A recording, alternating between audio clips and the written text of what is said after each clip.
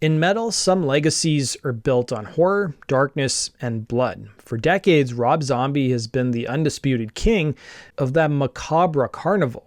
But this isn't his story. While one brother was building a horror rock empire, his younger sibling was looking to the stars. This is the story of how a Boston art school dropout, armed with a cheap drum machine and a love for pulp sci-fi, created a metal universe all on his own. Because you guys requested it, let's talk about the complete history of Powerman 5000.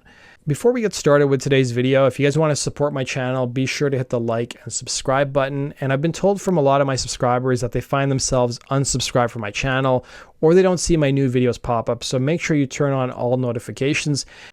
You wouldn't expect the quiet town of Haverhill, Massachusetts to be the breeding ground for two of rock's most out of their frontmen, but that's where the Cummings brothers, Robert and Michael, grew up in what they called a household that was about as normal as you could possibly have. Both their parents were carnies before leaving the industry. Their dad went on to work at a furniture factory and their mom raised the kids. And there really was nothing to suggest the artistic chaos that would later define both of their lives. For two kids stuck in a small town, TV and music were basically everything. They soaked up all the 70s and 80s had to offer, from monster movies to comic books to punk rock, but their paths were always going to split. The older brother, Robert, who was 2 years senior, took off for New York City, dropped his last name, and became Rob Zombie. He started White Zombie, a band that clawed its way from the grimy underground to become titans of horror-obsessed heavy metal.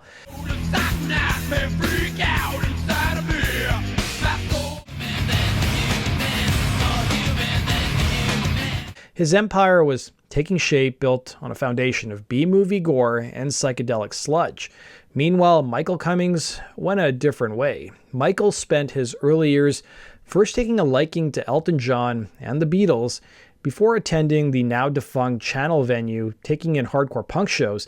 Michael remembered the moment his eyes were open to music, revealing everybody listened to Journey, REO Speedwagon, but I didn't know what I was into. HBO would play music videos between movies to kill time. I was like 11 or 12, and this video for the band called Madness and their song One Step Beyond came on. The video came on and I was floored.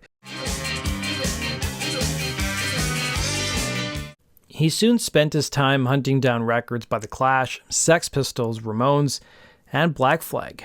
He gave art school in Boston a shot, but it didn't stick.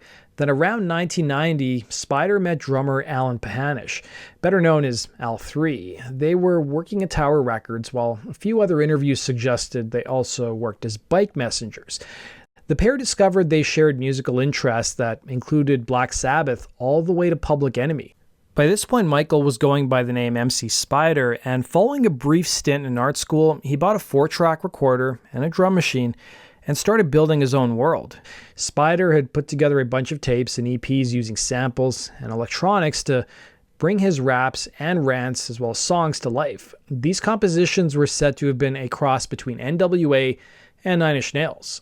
Spider soon issued a 12-inch single titled Much Evil with producer Lamar Louder, and soon he won some local fanfare, taking home the Boston Phoenix WFNX 1990 Readers Poll for Best Rap Act category, and even got nominated for a Boston Music Award. But the further Spider got into electronic music, the more he felt like he wanted to be in a band setting. Him and Al3 soon started collaborating on music, and Spider talked about the early collaboration, revealing there was no melody and no chord changes for a while. Al3 soon brought in bassist Dorian Heartsong, who went by the name Dorian27, and they also added guitarist Adam Williams, who went by Adam12. They rounded out their lineup with percussionist Jordan Cohen. Calling themselves Powerman 5000, the band was officially formed in 1991, taking their name from a 1970s-era comic, adding 5000 to the name to give it a futuristic feel. Michael soon changed his name from MC Spider to Spider1. Adam12 and Al3 had both attended the Berklee School of Music. So you basically took 4 musicians, put them in a blender, and you got a clash of musicality and non-musicality coming together. You had the guys with musical education who were very much into the James Brown technical aspect of music. Then you had Spider, who was inspired by rap, hardcore, and punk. That taught him he didn't need to be a gifted talent to play music. The Boston scene, according to the members in the early 90s, was made up of bands who were really into the 80s style rock groups like Husker Du and The Replacements. So Powerman 5000 really stood out. The members also admitted that the Boston music scene was pretty closed off, with Spider telling the Pittsburgh Post-Gazette, "We were a small, fresh band." It was by the mid-90s the band was picking up awards like Best Metal, Rap Album, and Best Album of the Year in the Boston Phoenix Reader Polls. They soon started gigging up and down the East Coast, with New York holding a special place in the group's history. At a time when grunge was king and alternative rock was the law of the land, Powerman 5000 just didn't fit in. Spider wasn't chasing the Seattle sound. He was smashing together a bizarre, high-energy mix of punk, rap, and metal. Spider referred to their music as action rock, almost like a cartoon. Powerman 5000 soon nabbed a deal with the Boston-based indie label Curve of the Earth, who put out their early stuff like the 1994 EP True Force. It made them a local Boston favorite almost overnight. Strike the match and flame on. Their sound was raw, it was unpolished, and just plain infectious. They were putting on a pure energy spectacle that earned them a rabid cult following. Spider told the Boston Globe, "They were sparked by the tape referring to their EP, and when they saw us live, they started to think it was happening. All of these A&R people started hanging out in the same bars, and once one would say something, then everyone is interested." Within a 2-week period in December of '94, the band was on the verge of releasing their first LP. But right before they put out that release, they got multiple offers from record labels like Atlantic and Capitol. Capitol Records went as far as flying the band up to California, and they were on the verge of being signed. Spider told the Boston Globe, "The A&R woman, for some reason we may never find out, just decided at the last minute not to do it." That grassroots buzz led to their first full-length album in 1995, The Blood Splat Rating System, a record that perfectly captured who they were: aggressive, experimental, and proud to be weird. The band spent the next 2 years trying to perfect its live shows, which they thought got them noticed by record labels. By the mid-90s, the band was a headliner around the Boston area, and because of their really unique and eclectic sound, they appeared on some pretty varied bills. Their reputation as a must-see live act and their local fame finally got them noticed once again. Playing the second stage at Ozfest in 1996 put the band in front of a national audience that was hungry for something completely new. And the momentum just kept building. Powerman 5000 ended up making a cameo on Beverly Hills 90210 because actor Jason Priestley was a huge fan and contacted their label and management and arranged for them to come on the show where they performed the song Strike the Match. But 1 year after that appearance, the band admitted the publicity from the show hadn't translated into large record sales. Spider admitted that people who watched the show weren't necessarily fans of the type of music the band played, and some people were likely confused as to whether Powerman 5000 was a real band or not.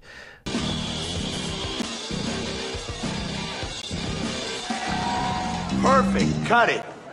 That was great. Yeah, it was good. I'd like to try it one more time, though. Oh, hey, sure.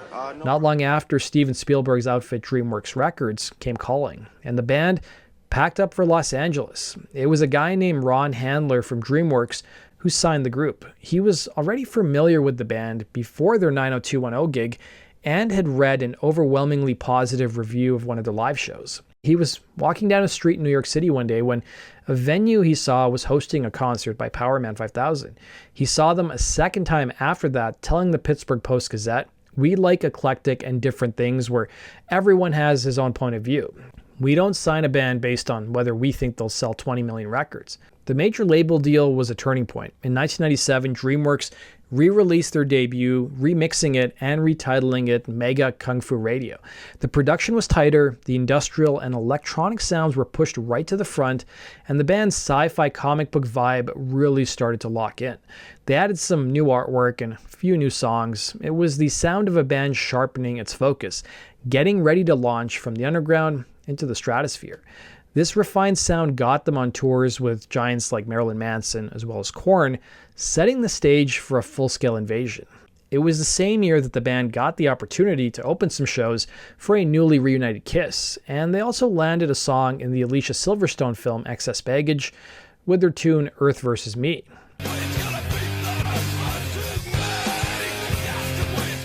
You're maybe wondering why the band would introduce themselves to a bigger audience with a re-release. Well, Spider told the Boston Globe, Bloodsplat sold about 2,500 copies, most of them locally. Mega is a chance to reach a much larger audience. I also want to point out that alongside Powerman 5000 on DreamWorks' roster was another Boston-based band, Morphine. He also told the El Paso Times that the band's sound was, and I quote, punk, funk, hardcore, and heavy metal, adding, no deep meanings or messages underlie what we do. At some point or another, everything has been done before. We break ground in little ways. In addition to the music, Spider One told the Boston Globe that his influences were largely hardcore punk and rap, in addition to movies, admitting Speed Racer, stuff like that. That's the only way I could write a song called Fall Under Action. The record label being a record label jumped all over it. That's genius. We're like, come on now, it's not that big of a deal.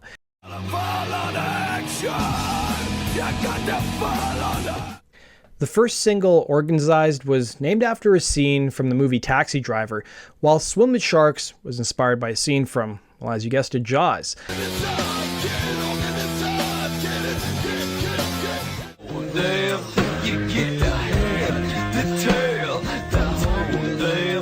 While the band was frequently lumped in with the likes of Korn and Limp Bizkit with the nu metal tags, lyrically they diverged quite a bit. Spider told the Boston Globe, you have these bands that are reality-based and brutally honest. Then you have the presidents of the United States of America writing about playing with Matchbox cars.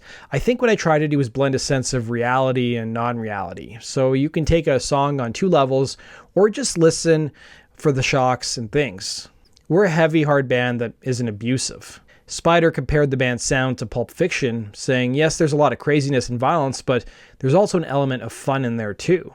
Now, we got to talk about the elephant in the room. I will say it really wasn't until 1997, when the band was issuing their major label debut, that Spider's connection to Rob Zombie came up. Spider told the New York Daily News that by the time the band got signed to DreamWorks, the A&R guy had no clue Rob Zombie was his brother. And when it came time to promote the band's music or their live shows, he told the label not to make any references to his brother Rob. However, Spider did admit his brother was influential in one big way on Powerman 5000's music. That influence was the band's uncompromising style, adding, on a personal level, it hasn't been any problem. I never felt any weird competition or anything. I mean, it's nice to have a success story to relate to instead of knowing everyone knows somebody who got signed, dropped, and had a miserable experience.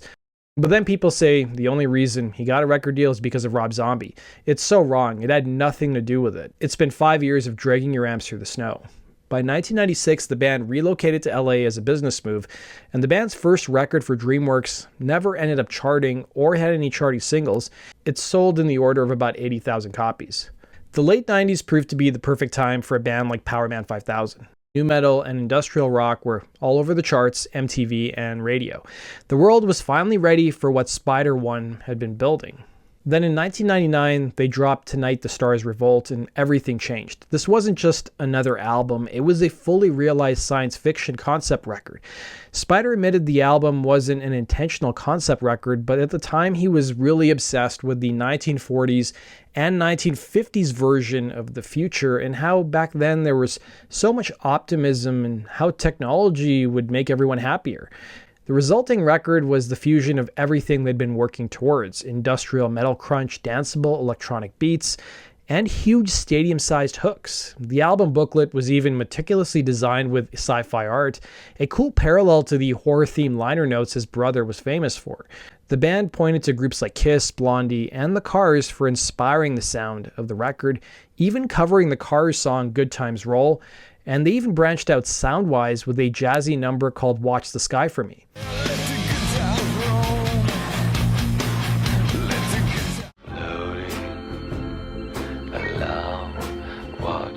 Joining the band in the studio was Spider's brother, Rob Zombie, as well as Limp Bizkit's DJ Lethal and Marilyn Manson's Gingerfish. It wasn't really pre-planned to have these collaborations happen, as Spider admitted to the Asbury Park Press how friends and his brother just basically popped up in the studio one day and they put them to work. Spider also noted how Tonight the Stars Revolt had several differences from its predecessor, telling the New York Daily News that DreamWorks, their label, underwent some changes, admitting they weren't fully operational when our first album came out. They were still using Geffen Records, which was going under at the time.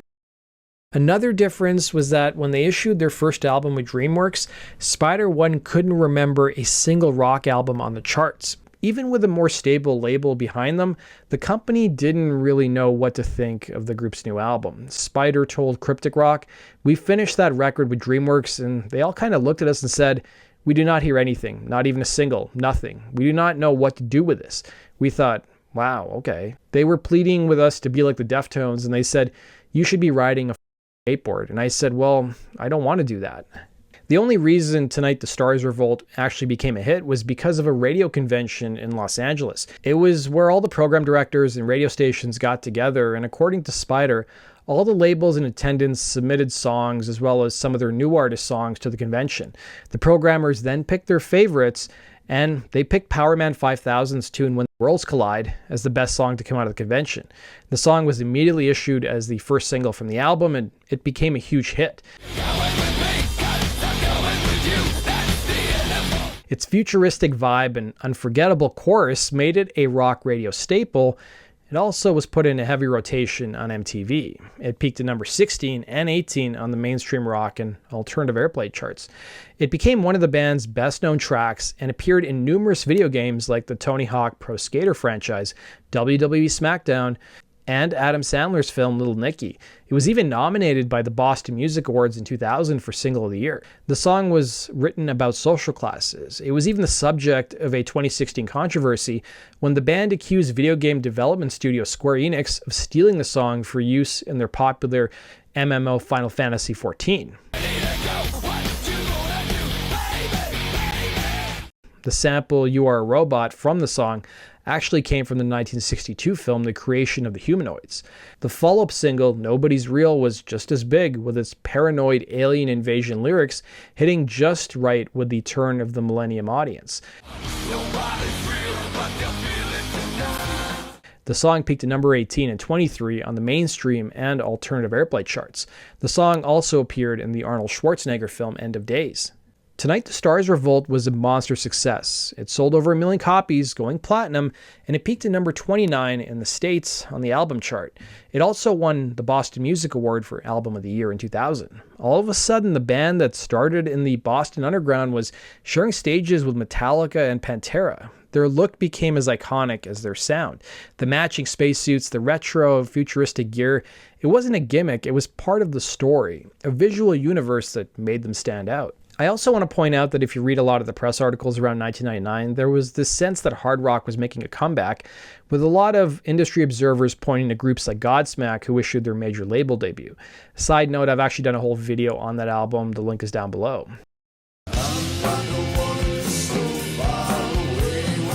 And they even pointed to grizzled music vets like Rat and Great White as having new record contracts. Spider even commented on this change in the music industry, telling the Asbury Park Press, "I think we've looked out with the cycle of rock. Hard rock is back and we're right back there with it." So the question has to be asked, how do you follow up a platinum-selling, career-defining album? That was the big question for Powerman 5000 as the new millennium kicked off. They hit the studio and recorded their next record, Anyone for Doomsday, locking in an August 2001 release date. A track called Bombshell was sent to radio and started moving up the charts, gaining serious traction. It even became the entrance song for WWE's Dudley Boys. It looked like the band was headed for even bigger things. A tour was booked, the posters and advertisements were also already made, and of course that single Bombshell was moving up the charts.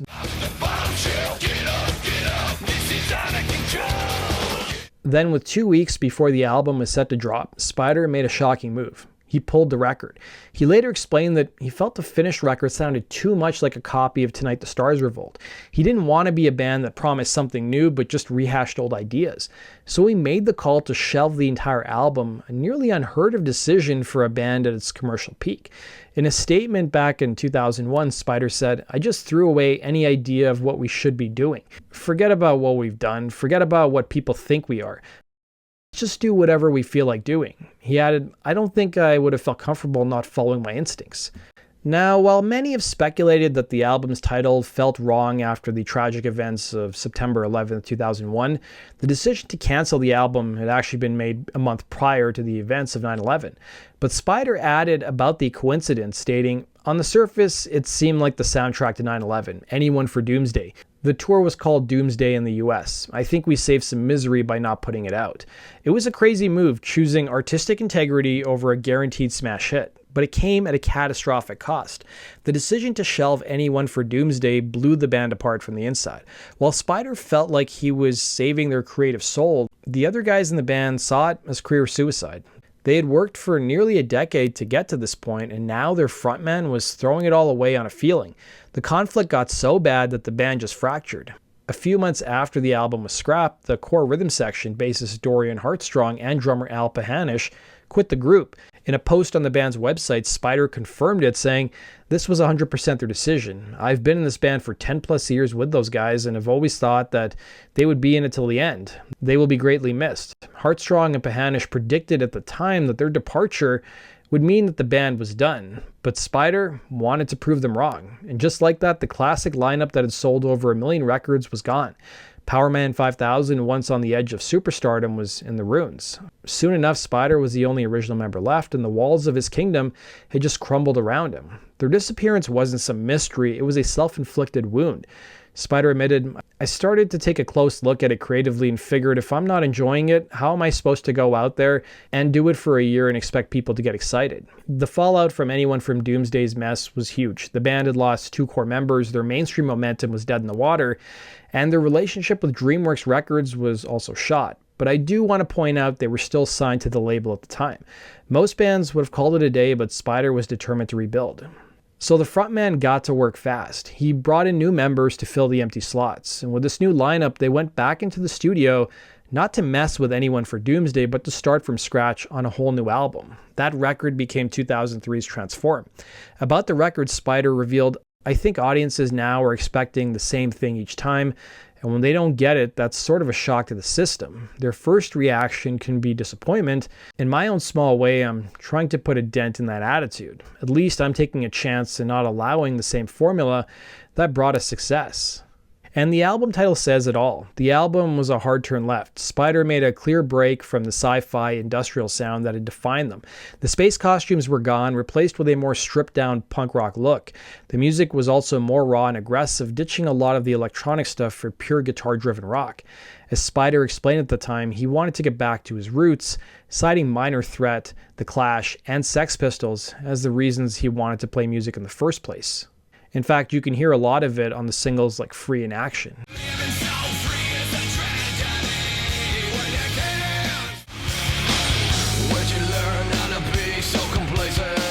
In a press release that was issued at the time of the album coming out, the song Free was said to have been written about the Clash's Joe Strummer, who had passed away the previous year. But don't let the lack of spacesuits fool you, because Spider was adamant that the same messages he previously wrote and sang about were still found in the band's music. He admitted that while When the Stars Revolt was not in fact about spaceships, he admitted that it irritated him when people said that was a campy album. In reality, the album was a commentary on class structure and cultural conventions. Transform in particular covered a few different themes, including a revolution against what modern culture imposes on society, all the way to feelings of apathy and not conforming to certain stereotypes. He reflected on the album, corporate America goes out and does research on what kids like, and they take that information and manufacture it into a product to sell it right back to them. When Transform came out, the band's label DreamWorks was an absolute mess. They were getting bought up by Interscope at the time. A lot of the people who were working for DreamWorks were let go, and some of the artists were making the move to Interscope while others were dropped. Powerman 5000 were kind of left in a no man's land, waiting to see what would happen to them. Spider revealed that due to all the changes with their label, Transform was met with such a lack of interest from DreamWorks, with them adding, "That was so depressing. No matter what we did, they just sort of shrugged their shoulders. And at the time, we didn't know it was because they were dumping the company." Transform was issued in May of 2003, and even with the 2-year gap and the lineup change, it did okay, debuting at a respectable number 27 on the Billboard 200 chart, selling about 40,000 copies in its first week. But by December of 2003, DreamWorks finally announced that they dropped Powerman 5000. But soon after the album came out, Spider started getting calls from video game publishers and promoters, either wanting to use the band's music or book shows. And it really gave him a sense of confidence that there was still an appetite for groups like his. So he started his own label called Megatronic Records. Meanwhile, that lost album, Anyone for Doomsday, became a legend. Promo copies that were sent out before the cancellation turned into a collector's item, sometimes going for hundreds of bucks online. For a little while, Spider even sold the album through his website, but he had to pull it down because of the legal drama with his old label. It took years before it finally got a proper digital release. For Powerman 5000, the years that followed were all about survival. The band never stopped, but they were operating outside of that mainstream spotlight they once had. Their lineup kept changing, with Spider being the only constant, and for their 2006 album, Destroy What You Enjoy, they leaned even harder into a raw punk sound. And Spider remarked it was an album that he likely would have made when he was 15, full of imperfections, capturing the band's live energy. It's a wild, wild world. It's a wild. But then their sound started to evolve once again. On 2009, Somewhere on the Other Side of Nowhere, Spider started bringing back the sci-fi themes and electronics that old school fans loved, but with a new twist.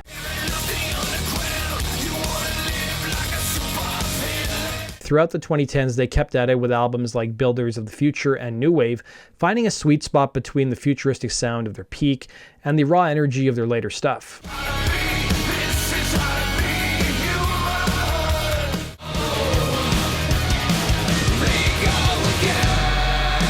Gone were the days of renting studios for $3,000 a day, with the band instead recording these albums at friends' studio spaces. Through it all, Spider was the one constant, the guy steering the ship. Which brings us to today. Powerman 5000 is still a real active band.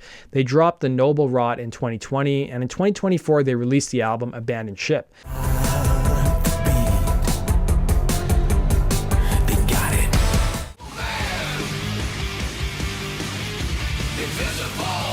They continue to tour, playing for loyal fans who have stuck with them through everything. Their former members have also done well too. Dorian Heartsong has had a successful career as a producer and touring bassist, most notably with Jason Bonham's Led Zeppelin Evening. Powerman 5000's story is this fascinating clash between art and commerce. This is a band that stared massive success right in the face and decided to walk the other way, all because they refused to make the same album twice. They might not have become the arena rock gods that everyone expected, but they survived. They kept creating, they kept evolving, and they've carved out a career on their own terms for over 3 decades, all powered by that same rebellious spirit that made them so cool in the first place. But what do you guys think? Was it a brave move to protect their art, or was it a foolish decision that cost them their career? Let me know your thoughts in the comment section below. And if you enjoyed this story, make sure to subscribe for more deep dives in music history. Thanks for watching, and we'll see you again on Rock and Roll Your Stories. Take care.